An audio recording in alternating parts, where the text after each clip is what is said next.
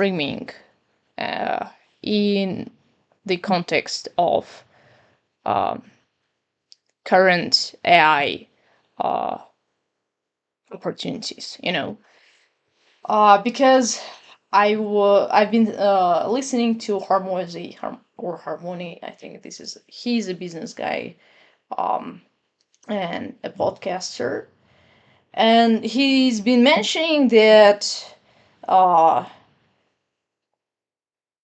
streamers gain um, a much longer term audience in comparison with the uh, Instagrammers or TikTokers or even YouTubers.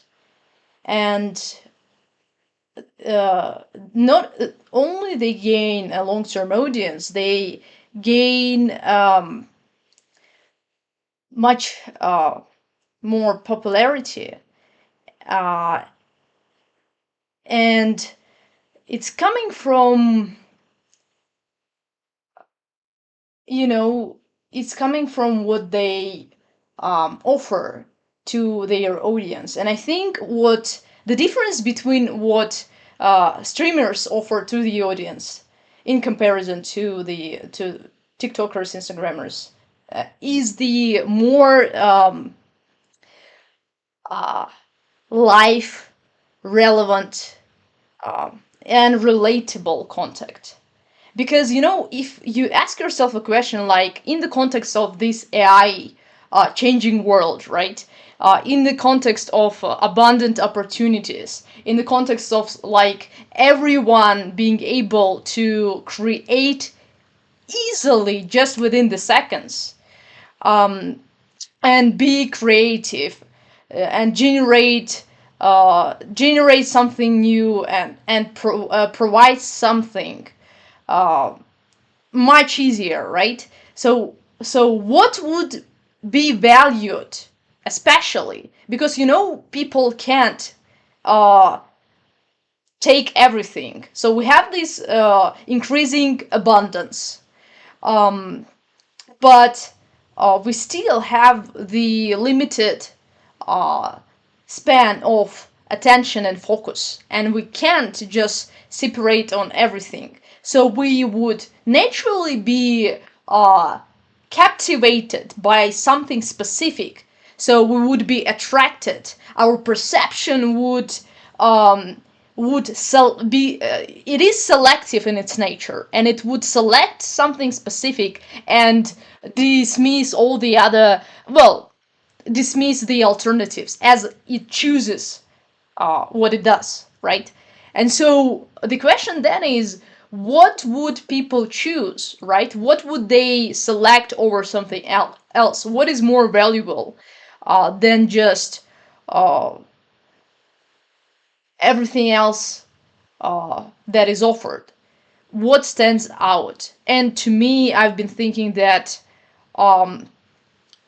there is few things as valuable for people as themselves.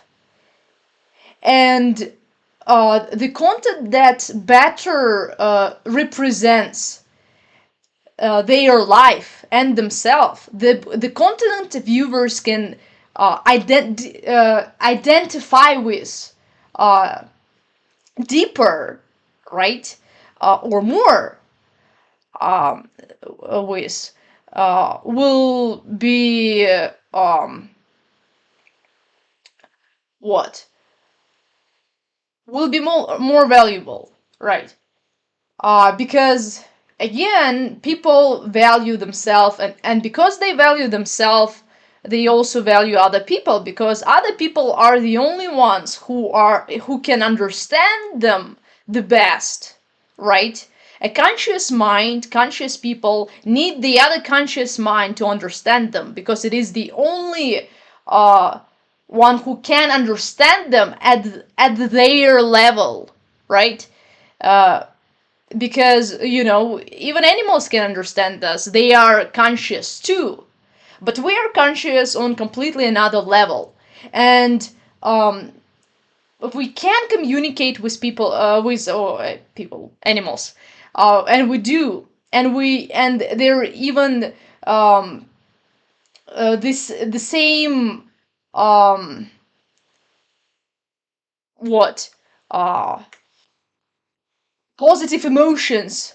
We have the same positive emotions when we interact with animals as when we interact with, kids, or people. But what differs is the um, deepness of these interactions. So it can't be as close as with people because our consciousness is on the different level, and because essentially we differ biologically, right? And this is very important. This is very important because you understand that for people, nothing else can be as closest to them as the as another person. And this is why people would choose people over even gods or the idea of gods, um, uh, and I think the story of Adam and Eve really um, shows it, because you know what, Adam needed an Eve in the first place. To walk in the presence of God was not enough for him. He wanted an Eve, right? And who would be his companion? Why? Because Eve would be the closest to him than even God would, right? Because essentially, the difference between God and Adam um, also has put the separation between them. And so Eve has been what a closer companion to Adam, and that's also the reason why he listens to her over the God, right? So, um, and because we value people so much, we also would value a real and authentic them. We would value the truest them, their truest identity, their truest behavior. And their truest behavior would be the one uh, that essentially they show uh, as they live, right? It would not be the one they just acted out in a moment or even in an hour. It would not be a one where they just uh, separated the time and been uh, merely like having a conversation with you only, right? Because there is the whole life they have outside of this one interaction and conversation. That's why the most truest people is the truest, rather the truest, their truest personality is revealed as they live. And the more you live with people, the more you experience them, and the know you know them, because that's how you know you experience, right?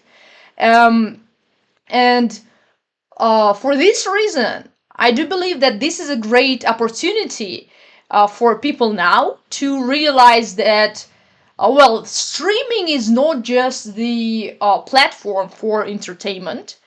Streaming already became uh, or becomes, or maybe always been, but now can be used in this way, the platform um, to put yourself out there and your life, you in your daily moments out there for people to see, to know you. And you know how they say the opportunities come with responsibilities, because as you do that, you also become uh, sort of accountable. Whenever you put yourself out there for before people, you enter a social contract. When you enter a social group cooperates under the rules, right? Uh, because as people can be your friends, but they also can be your enemies. So you need a social contract and rules to cooperate by. So to be predictable to each other, right? So to build expectations, and these expectations sometimes can feel as an controlling tool.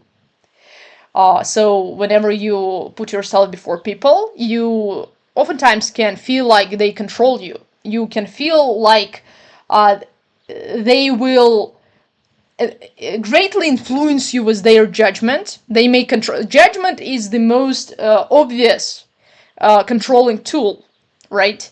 It's uh, it's a punishment, and it's also a punishment by omission, because we can punish by omitting. Am I saying it right? Anyway, by taking out what we were giving, refusing to give what we were giving, refusing to give anything positive, even if we're being neutral. The negative way to punish is, of course, uh, to kind of to damage, to harm. Uh, but you can also punish by stopping stopping and refusing the good you were giving. So, and this is embedded in social interactions, and especially in people's judgment. When we give a positive feedback, right, a positive judgment, a positive feedback, we sort of we give something good to people. They feel better about themselves. We raise their status. Um, we kind of what we value them, right? We give them their due, right? So we kind of reassure them also in their goodness, right? And everyone's likes that. Everything good. People satisfied with me. I'm satisfied with myself. That's how I can know that I'm good, because other people think and confirm that I am. But when we take away the positive feedback, uh, we uh, we refuse seeing the person as he perhaps wants to see himself, as good, as valued, as of a higher status, or a high status, yeah. So when we give a negative feedback, we refuse to confirm his desired view on reality. That also includes view on himself, right? Because in the reality he wants to be in is the reality he has a high status, is the reality where he is valued, is a reality where other people treat him better. And when we give a negative feedback, we refuse it to people. So it is a form of punishment. And saying this, that's why it is, it is definitely scary to put yourself out there before people, and people who are not scared by the, like, who don't understand the what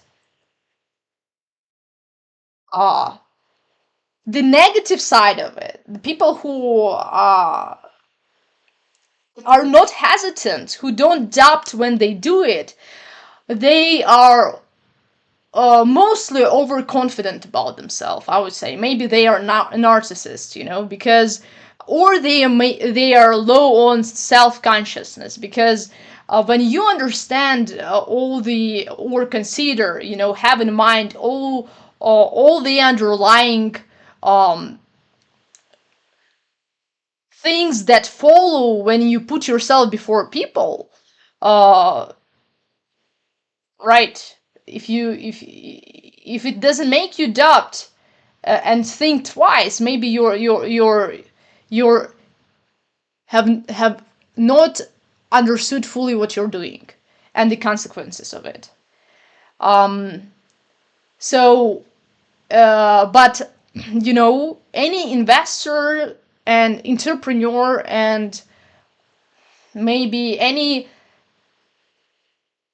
person who is kind of business minded uh, would see that um, where there is a problem and a threat, there is also an opportunity.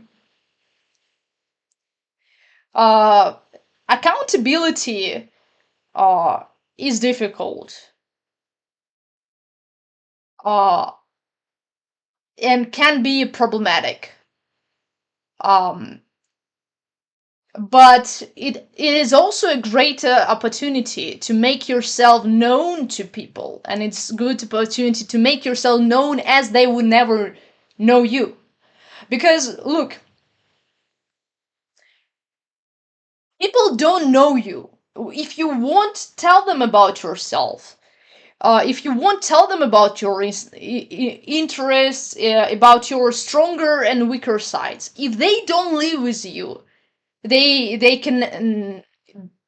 can try to guess, but they would not know.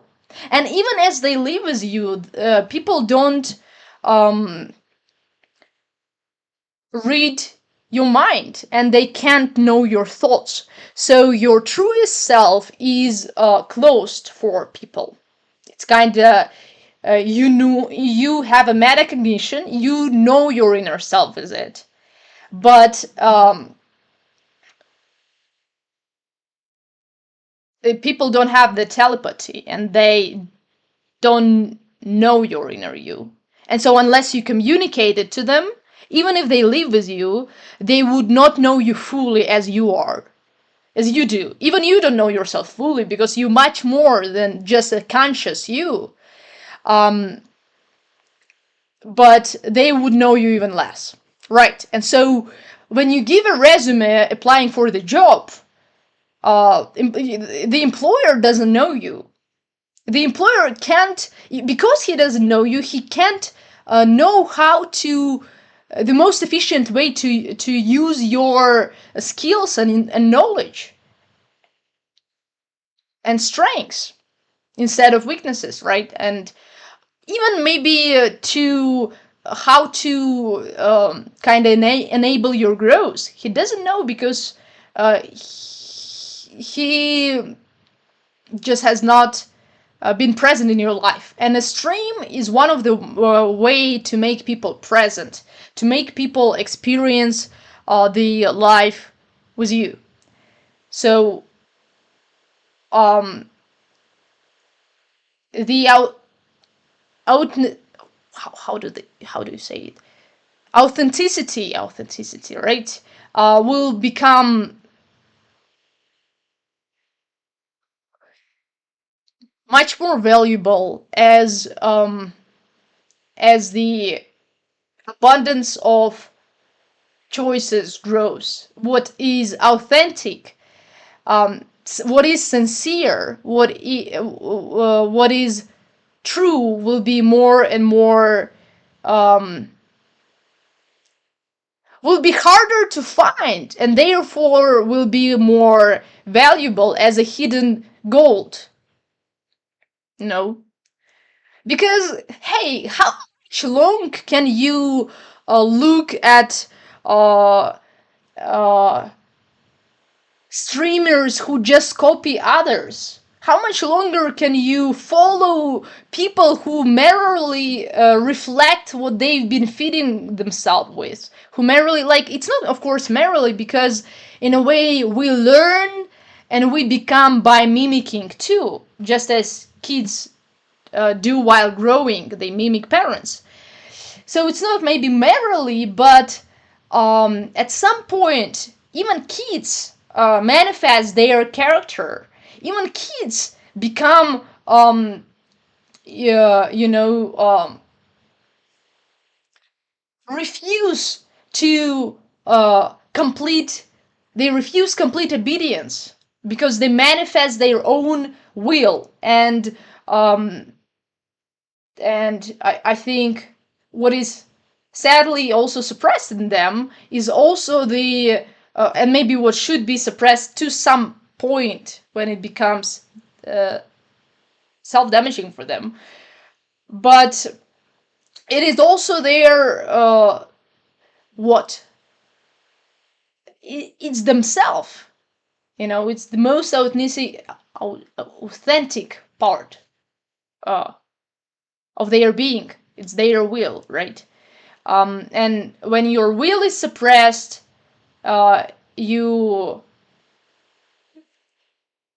kind of start having this revolutionary spirit when you just, refuse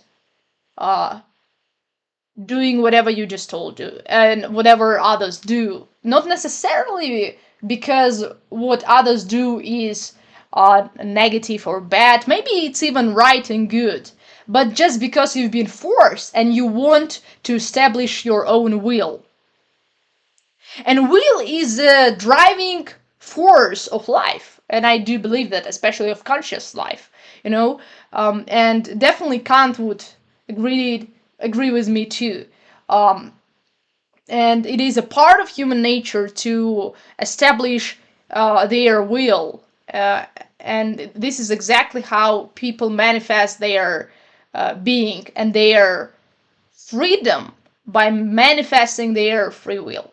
And lots of popular voices been talking about sort of matrix or sort of slavery, sort of what slave-like mindsets, right. And this is what idea old as the world, but it's an old idea, and I think this idea is a fundamental fear of people. It's a fear to have their will dominated and suppressed, because it is as stop because people associate themselves with this will, and we kind of can't make their separation. And as your will is suppressed, you are suppressed. When your will is dead, you are dead too, because your will comes from all your perception, and it is exactly who you are. You're not what you will, but you are willing, right? So this is to say that people have their own will that they want to manifest, their own character, but this is the deepest them. This is unique. This is the true kind of deep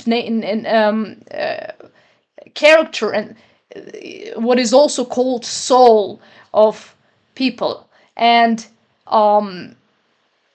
I think this is because that's what we associate ourselves with. It is the highest value for us, right? I think, well, but we definitely value that. And what you value, you don't just put before everyone, right? You don't scatter the diamonds on the ground, and there is a reason for that, because everyone would take it, and everyone with a bad intention would misuse it. And because you don't know everyone, and you don't know everyone's intention, the obvious thing to do is to distrust, right? This is the safest option, and this is a defensive mechanism. And you are distrustful even of sounds. as any what strange sound you take as the potential threat, you're becoming aware of it, and your system, your uh, um, biological defensive system, uh, what uh, kind of uh, well, initial reaction is to become suspicious of it, and distrustful, because it can present a threat. Uh, right. And so we do the same with people. And we don't present our truest self to people immediately. That's why, that's why we have these small conversations. That's why before starting to go deep into um, who we are, we starting with, hello, how are you? My name is, we start with something light. Um, and because we're checking the ground and seeing whether we can trust. And so for this reason, no wonder why people would not present their authentic and truest self before others, because they can be they're the thing they value the most can be misused, manipulated, and used against them to hurt them. Yes. um, and no wonder people are hesitant and not ready to let others see them as they are.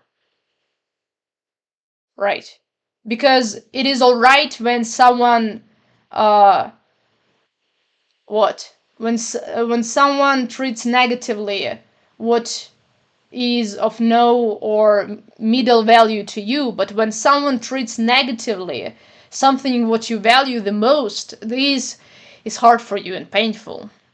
When someone mistreats you as you are, this becomes painful. When someone offends just whatever you present out there, just your opinions on some topic, just your views on any light matters for you, it's unimportant to you. But when someone refuses your deepest you, and what devalues it, this is terrible for you. This is crushing. That's why people who love us hurt us the most, because they devalue, when they turn against us, they devalue our truest self. Um, and this hurts the most, right? And so what will happen, I think, is that it takes a courage and a strong character to present yourself before people, and not just yourself, but your deepest self, you as you are, your authentic self. And um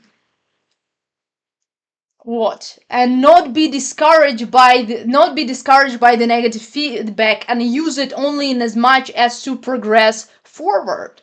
This will take some people who are um, ready to sacrifice their comfort for their growth. And this is not everyone. Yes, right.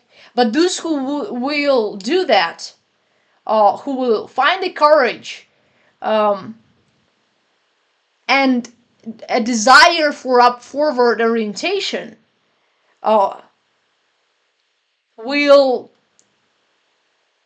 offer something valuable to people, and not just um, valuable in the sense that they would gain the views or something else, but they will offer something to people what they would be surprised to see, and underneath, under the skin, need, because we need honesty and sincerity, we need integrity, we need to know the truth, and we can't know the truth only if we are ready to present it as it is, when we don't hide, when we don't cover it, when we don't merely repeat the whatever truths other people find themselves, but we are willing and courageous enough to reflect, to think about the truths we find out ourselves that are true to us, when we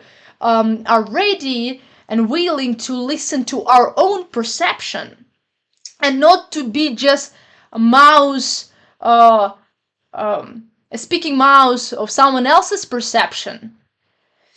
And right, because no wonder why people would just be someone else's voice. It's easier. It doesn't require the risk to put yourself forward, to the risk to be denied as you are, because as you present yourself as you are, you also kind of risk being mistreated and denied, being hard for exactly who you are. What is the most painful is not when someone refuses you the things that you didn't really wanted to, but the most painful is when someone knows exactly what you wanted, because someone knows you as your truest self, and he still refuses you what you want. That's when it hurts more, and that's why people would be afraid to put themselves there for before others. But it's also, as we see, though leaves us the comfort when, but it hinders the growth, because the growth lies in correcting the errors. We also perfect by correcting the errors we already do. But you can't correct the errors if you didn't identify them first. And the person who puts himself out there before people and is not afraid will have a higher chance of identifying his errors, and because he received the negative feedback. That's exactly why he is accountable before others, and he has a feedback, and with this feedback he can do a greater work than the person without the feedback. So people who have the courage and will to be the truest them, and bring it forward to others as something truly valuable, what will move forward and grow. And my hope lies in that people indeed truth seeking, that perception orients has to orient itself, and because it has to orient itself, it depended upon the comprehension of reality, the truth, to know the truth. And as people want to know the truth, they want to know the truth about others and the truth about themselves, right? And what it means that we also want to listen to people who are being genuine and sincere them. Genuine and sincere. We don't want Barbies and Kens. We don't want adults who just repeat all the same words others do. We don't want boys like Andrew Tate just for the sake of Andrew Tate's influence. We want different people with different perception, but unique and what? Authentic, right? Now, it doesn't mean that you don't have to learn from others, and that it doesn't mean that mimicking is a bad growth and learning strategy. It doesn't mean that, but it means that at some point you have to walk on your own, and you have to know what is that your own, because you simply can't to live by someone else's perception.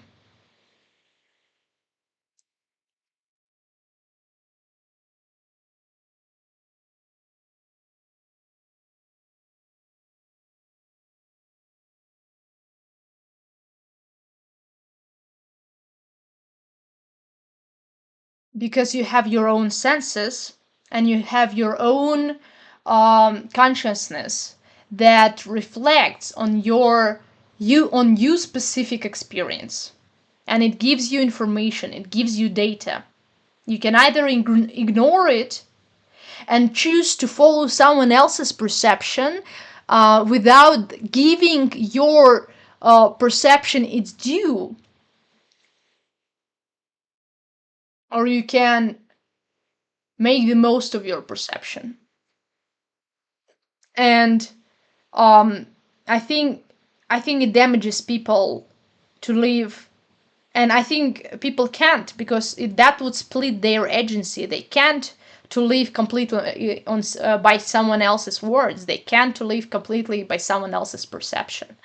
That's why religious people and especially those raised in religious families at some point have their own ways of figuring out. Because why? Because they have their own perception, and they need to make their own path, because they can't live their life on someone else's words.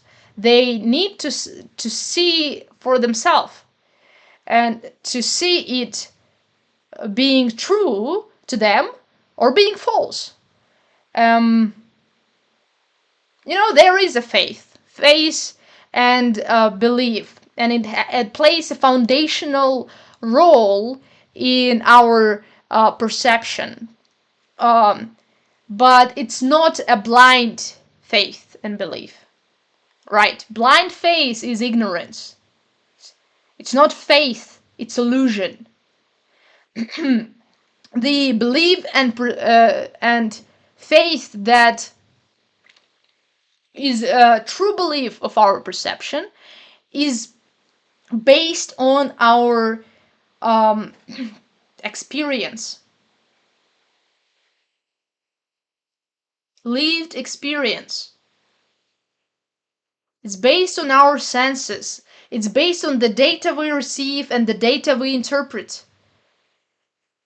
The data we become conscious of, we reflect on, we analyze, and then make assumptions. And all of this, conscious and unconscious,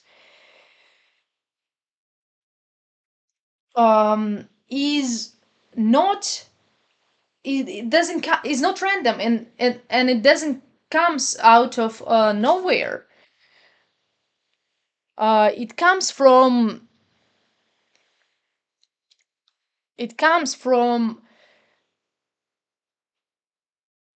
our senses.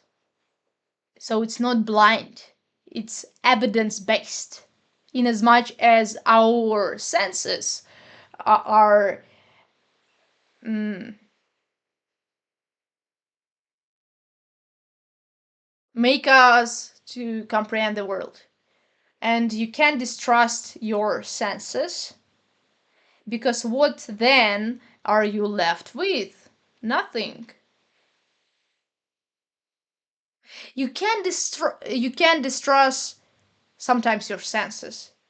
Is it a hallucination, or do I actually see it or hear it? And sometimes your senses can be wrong, but you still use them. Um, because it's only sometimes. They are tricked. They are not completely false in their essence. Sometimes they are getting tricked, but you fully rely on them as you live. That's um, if they are tricked, sometimes it just proves their reliability.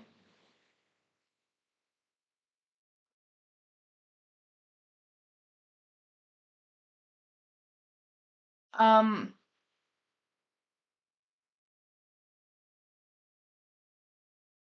it's also interesting that sometimes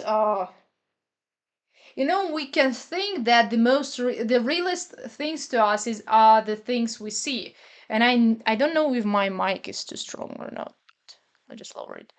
So sometimes we think that the realest things to us are the things that we see, but I don't think it's true, because I think um, there is a lot of times when we can rely on our eyes, and the times we can rely on them, we choose to rely on our feelings over our eyes.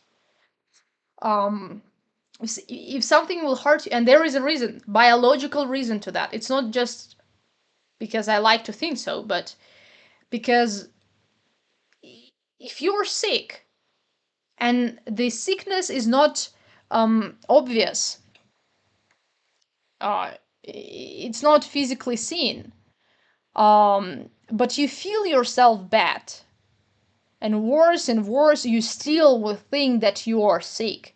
You will not think, maybe I should actually trust my eyes. Maybe I should actually, um, is like, it's false. Why would I not? So materialistic approach doesn't work, because you can't see inside of you. Well, now you do. You can go to the doctor, and he will. But um, we still face with many situations that just prove our reliability on our other senses altogether. It is integration. There is a theory of consciousness that um, sees the consciousness as the integrated um, system that shares the data, that shares information between itself, different brain regions, and not only brain regions, like integrated systems that shares the data, shares the information. And because it does, it is aware of itself. Like different parts of, let's say, the brain are aware of the other processes. So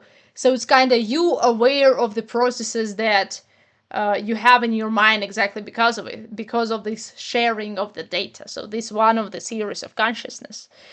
And I was saying it because when one mechanism goes out, doesn't work, the system still working, the system still relies on the other components, and the system dismisses the evidence of the one that what it finds the error. Okay, other systems, many other systems present me one information, but this one system presents not system, like this one mechanism presents me the contrary information, and only one whom am I going to trust? The whole bunch of other mechanisms that are integrated and confirm the data, or this one mechanism that contradicts. Well, the safest decision is still to trust the more abundant data, the more supported research, but to be aware that something is wrong. This is the safest option, right? And that's what we do when we have sort of hallucinations that contradict our other senses. That's how we understand that those are hallucinations. Well, or also asking by other people, say. But so this is also important. Confirming within other conscious minds, confirming with other people. That's why we need other people, because we need other people to confirm or deny the truth we comprehend, right? We need to compare their subjective to our subjective to move closer to objectivity. Because, it's hard to even put the line between subjective and objective. Because our senses are not just completely random, they're objectively based, right? They're material. And they kind of a part of this objectivity, as we say. So, I always kind of been hesitant using these terms, subjective and objective, because sometimes it's puts the line too strictly, and sometimes this line is not also that obvious. Sometimes this line is actually not clear. Because your subjective experience is part of objectivity as a whole, and how can you deny that it is? Your subjective experience is not random, so it has a lot to do with objectivity. It's a part of the truth of reality, or so it's also a hard topic. But anyway. So that's again um why uh, and how we understand what is truly real and real to us. Not because we see it, not because it's merely observed, because you can't observe when you sick, but you still believe that you're sick. If you feel pain, that's it. That's why the reductive materialistic view on or against religious claims doesn't work, because it's not the eyes that you trust the most, it's the whole integrated system, it's your feelings also. And it's hard to state that people are rational over emotional, because you can't reduce yourself to rationality, you can't separate yourself from emotions. Emotions is a part of your and a significant part of your comprehension, right? And because it's a significant part of your comprehension, the returning to my argument on the stream, is the ones who offer to you the most relatable to you experience will be to you the proof of its reality, right? Right, because you're sick and tired of fake smiles that don't let you progress forward. You're sick and tired of it. You're tired of those repeating same things over and over again, because you want truth. Why do you want a truth? Because truth can be problematic, believe me. Truth can cause you discomfort. Why do you want truth? I tell you, you want the truth because you want to progress, because you want to grow. You want the truth because you need to know what the problem is to solve it. You need to know the error to correct it. Otherwise, you can't grow. And for this reason, you will listen not to people who are merely comforting you, but to people who are authentic enough to show you the truth that is actually so, maybe inconvenient, maybe discomforting, maybe ugly, maybe bitter, maybe horrible, and unpleasant, but the truth with its true and real problems that you can't attend to and that you can attempt to resolve. And by doing it, and in doing it, to grow, right? To be more uh, than you've been by expanding your perception, expanding your comprehension, expanding your understanding, your knowledge. The knowledge is a justified belief. Returning to the argument of subjective and objective reality, we can say, because the skeptic would say, how can we trust our own senses? How can we trust the incoming data? And I will tell you how we can trust it. We cannot not to trust it. That's how we can trust it.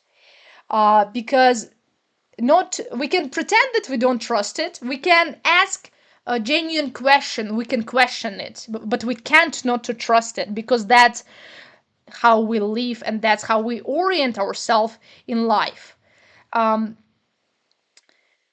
Because our perception is truth seeking. It's not passive, it is active. It actively interprets the data. It's not merely reflecting it or reflects on it. It does not merely mirrors the reality. It intensively, actively interprets it. Right? Perception is active. What does it mean? It means that it's selective. It means that it is truth seeking. And this is just your biological reality. And not sure you can change it. But you can't pretend. And you can attempt to falsify and corrupt your perception. How? By distrusting it, by distrusting your senses, by distrusting your perception. That's what skeptics do. They ask the question, how can we trust our senses? How can we know fully the truth and reality? And we need these questions, but we also need to understand that we don't know any life but the life with our senses and our qualia, inner experience. That's how we make a sense of life. Right. And for this reason, to distrust our senses would be a functional error, would cause a functional paralysis. And practically absurd. This is practically absurd. Because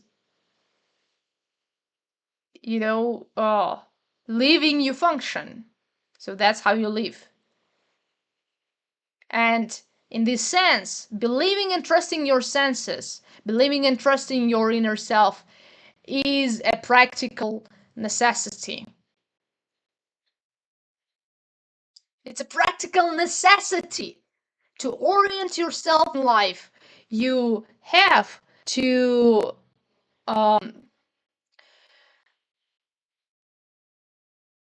actively make the sense of reality. of the truth. Genuine, honest, and sincere. And for that, you'll not go to the fake smiling people who merely what act as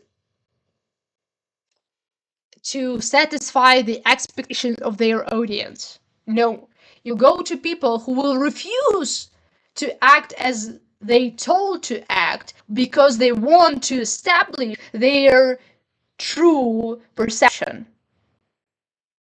Because they don't want to be controlled, because they don't want their truest self to be suppressed, because they don't want their perception to be suppressed, so they will establish it, show it. And I don't mean it in a negative way, but I think sometimes it's a hard topic to discuss, but I think that any suppression is not necessarily bad, but it should be willed. When it's forced, is bad, even if for the noble, even for the noble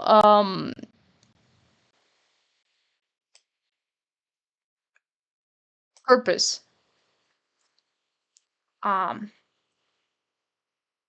Forced suppression is damaging because it hinders the truth. Forced suppression is the same as deception, right? Because reality is ugly, and it doesn't mean that we should actively make it ugly and just reveal our truest and deepest ugliness. It means that it doesn't mean we have to hide the truth. We have to acknowledge the we have to acknowledge the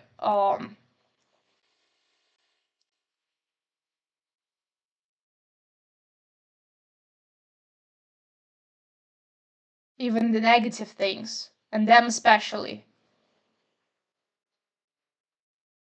We have to acknowledge them.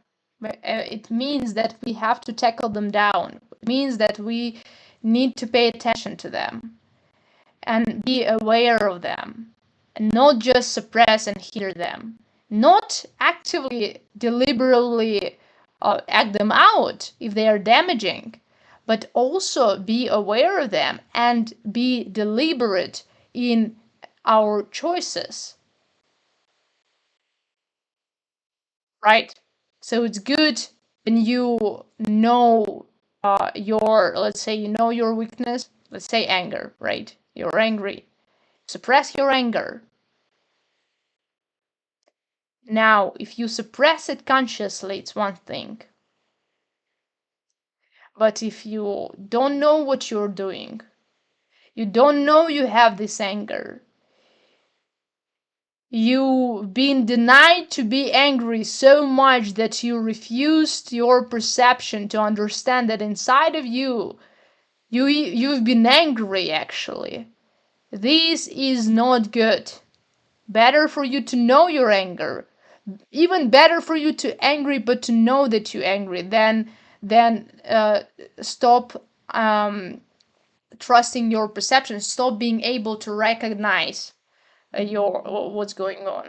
To recognize, because this is stop being able to recognize the truth, and you don't want it happening.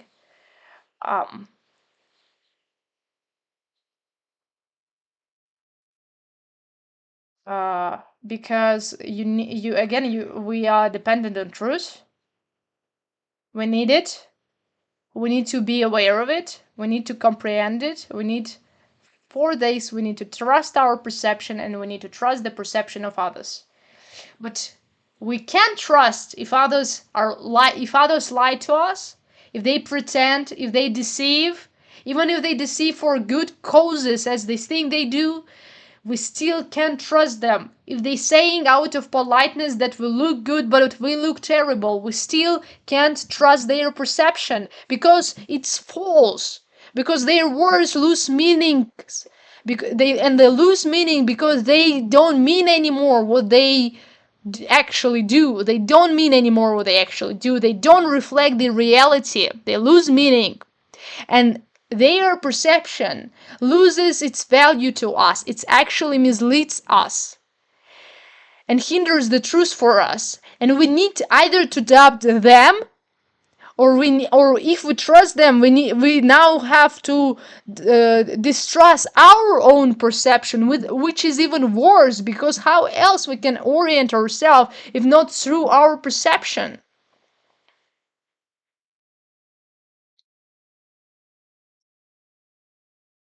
So fakeness, even for the good cause, what is thought to be good cause, or even actual good cause, is in as much should be avoidable. Um,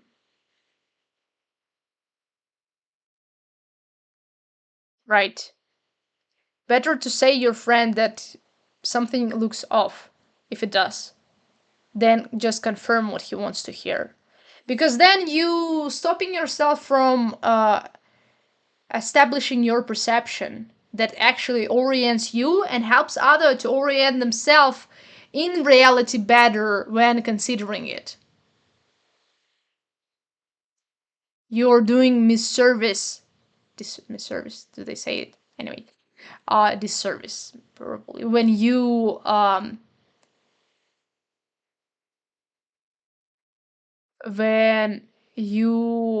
deceive. And you do deceive when you're being fake.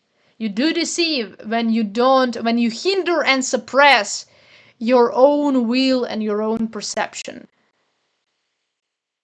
And you deceive yourself when you stop recognizing it at all. When your personal dogmas become so, and desired picture of reality becomes so important to you that you exchange your perception for the desired narrative. This is dangerous, and this will be revealing. People will figure it out. People will figure it out because they will understand that they can leave. They can leave the of the what narrative that deviate from realities. They also can live efficiently, and being oriented upwards without trusting their perception, because perception is what orients upwards. And they also can't they will figure it out, it will be manifested, because truth is self-revealing by definition, because it's what is real. They will figure out that they can't live by others' perception because it's not their own, because they also have to confirm the truth through their perception. And if it's actually true and real, it will be real for you also. And you can't live by someone else's perception, because then what do you do with yours? Do you suppress it? And as you suppress, deceive yourself? This is a good question, because now there's many influencers, and always been, this is as old as the world, all life there's been leader. There have been capable individuals, and thank God for them. But you also have to realize you are your own individual. You have personality and you have a will, and it's not enough for you just to hear someone else. You have your own perception. What are you going to do with it? and you have to deny or confirm the truth you're being told, because otherwise, and you can't not search the truth. You can just attempt to suppress your perception. So, and it's also great, and I'll tell you why. Because for people who are speakers, for those influencers, it's good and great to know that they don't have to think for people.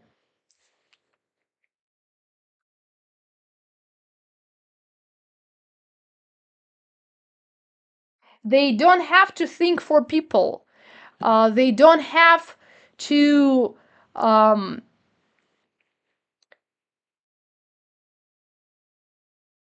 make the choices for other people. They don't have to live a life for other people. And you think it's like obvious and basic, but I will tell you that it's not, because when others shake off their responsibility on you, they become dependent, they become infantile, they want to hear from you what you will tell them, how will you tell them to live, because and it's not like bad, it's natural, because they lost, they are lost and blind, and they need to find the and grab the hand of the person who sees, so he would orient them better, and it's natural, right?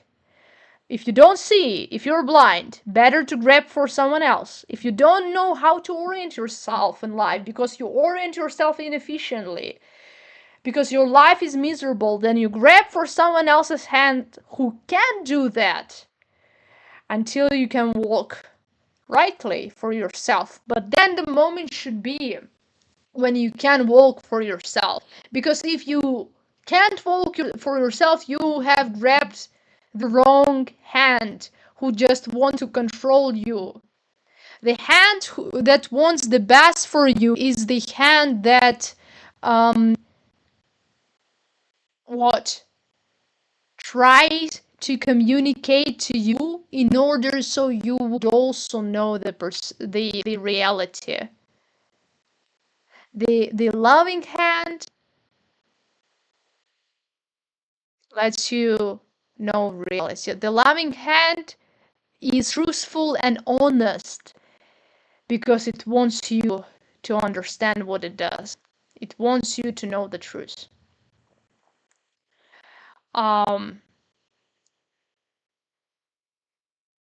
And I hope you understand that that's what I mean when I talk about the people who provide the value for others and for what is truly valuable. Truly valuable is what reflects the truth. And what reflects the truth more and better is more valuable and better for you. When you understand it, you when you understand that you don't merely want to listen to others, but you want to navigate yourself better, you want to grow, you want to be efficient. And efficiency is directly linked to the applicability, practical applicability, because only what is real can be applicable. Only what reflects the truth the most can be applicable by the fact of its realness, right? If you don't have the right perception of reality, your beliefs are unapplicable. They become useless, or their efficiency is reduced, in as much as they are false. And so, what you do want to do, if you want to grow, you want to substitute what is fake for what reflects the truth better. So you can take it and apply it yourself and be able to navigate yourself in life.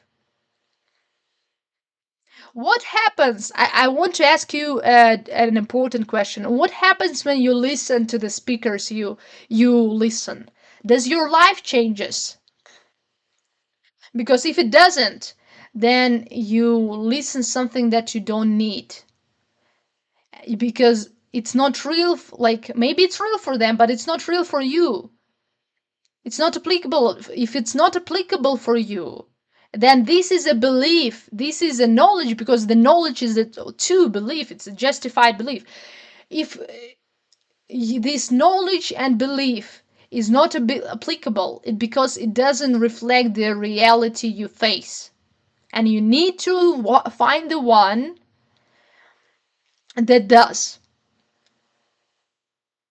You need to listen to something that changes your life, because that is also what reflects the best the reality you face, and what would and if you would comprehend it, would help you to orient yourself in it, right? So for this reason, again, if I don't know, the speakers, like for what, there's lots of speakers, many speakers, many good speakers, many speakers people agree with and disagree with, and some people agree and others disagree with. They are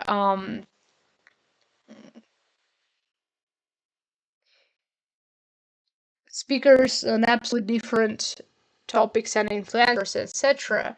But essentially, as we listen to to their words, their value, the value they present to us, is in as much valuable in as much it is relevant to the reality we face with, in as much as it is relevant to help us to grow, help us to see the truth for what it is, because this is the basic and the most fundamental purpose of communication: reveal the truth. And as we reveal the truth to each other, we grow, we develop, we enhance and expand our perception, comprehension of the world. We enable ourselves to what?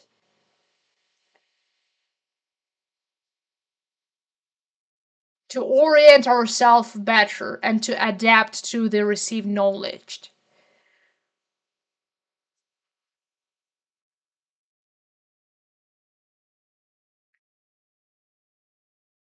And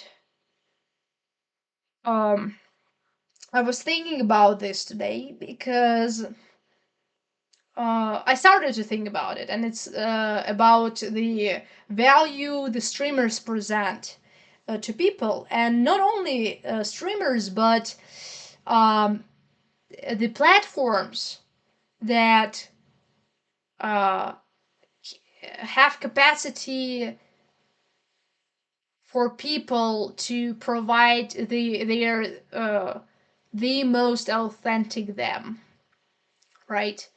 Um, and I think the life uh, is called life for a reason, because it happens in a present, and that's why it is the most accurate uh, representation of the what the presented uh, value, truth, right? Like what we present. This is the most accurate as you get it, right? I sit here, do this, you now see it. everything I do, everything I say. I am as if before you, right? And again, having in mind the kind of opportunities and the problems of this. Uh, um, and um, I think another reason why it's proved its value for me is because I've noticed the tendency of people um,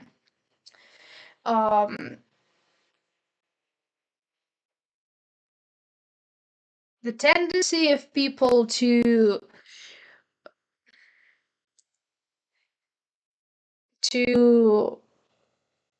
what make the idol of a leader and a speaker. And it happens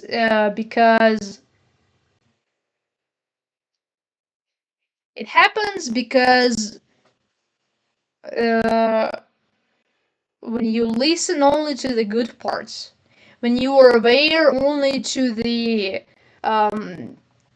what the person presents to you, and he presents what is well going, then you start viewing this person and his life as the ideal, the maximum of maximums, an absolute. You start to idealize it, you start to praise it, and to praise him. And um, at some point, you realize, at some point, this poor, maybe not so poor because some of them are actually courageous enough to face it, but let's say poor people who at some point start to be what so judged, and they start to be judged only for the sake of them not being perfect. As it turns out, no one is perfect. But we create this false image when we only show what is what we find suitable, because we find suitable only for works well for us. But it's not life. It's not life. Life is when strange and outrageous things happen. This is life. And when you stop seeing this life of other people, you idealize them, right? And I think that's what happened with Jordan Peterson. He is a moral speaker, and now I see many videos of people judging him and judging his either room, or judging his coping with the problems he had. And it's not that they are good in themselves and this is an advisable behavior. It's rather that it's like people forgot, like, this, where does this strong reaction come from? This is the question. Where does this strong reaction come from? You can't devalue the good things person offered to you just because he felt short once from doing what he said is good, because it's not about him in the first place. Truth doesn't belong to him, and if he said to you what is truthful, what is what you should follow, so the things would unfold to your best. This is not about him. This is about the reality. This is about the life. And if he stops following the truth he knows to be true, or even if he doesn't, he misbelieves it. But if it's still the truth, he's missing. But it's not what it's maybe it's bad for him, but it's nothing surprising in the first place. People, for sure, they are not perfect. This is nothing surprising. But it's nothing surprising that you should still regard the truth as valuable and follow it. Clean up your room. Clean up your life. Strive upwards, forward, progressively grow. This is a good message. It's a life message and reality message, and it's not about Jordan Peterson. In as much as we love him, as much as we're grateful that he realized it, this is a truth communicated to us, a reality communicated to us, and it's not about his life. And we have to figure out that at the point he falls short, of course, we can either judge him or give mercy to him as the one knowing that people fall short all the time. And then we need to have still value what is truthful, and what is truthful orients us upwards. Help as we understand it helps us to adapt to it, to life better, to correct the errors we haven't seen before. Right. And for these reasons, um, it's good sometimes to to say people, well, it's good to dream. It's good to show people your life as it is, no matter how ugly or inconvenient it is. Your parents came, some boys behind, even at like this.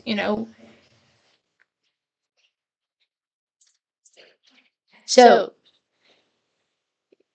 they closed the door. That's nice. And so uh, just as it is, and then you also don't have kind of full